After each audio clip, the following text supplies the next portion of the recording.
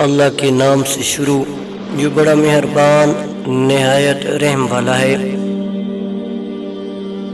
سکھ غم تکلیفیں اور پریشانیاں زندگی کا حصہ ہیں، انہیں حصہ ہی رہنے دیں، پوری زندگی نہ سمجھے۔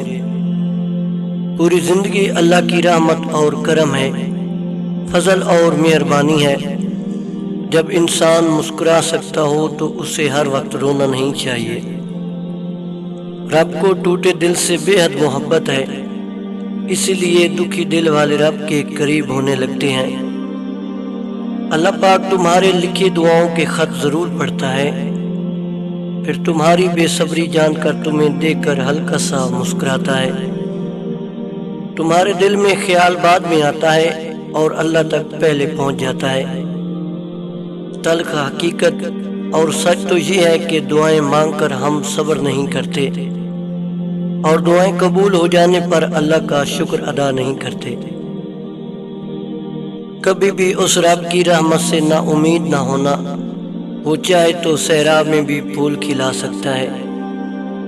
تہجد اللہ پاک کی لاڈلی عبادت ہے، سوچو تہجد گزار اللہ پاک کا کتنا لاڈلا ہوگا۔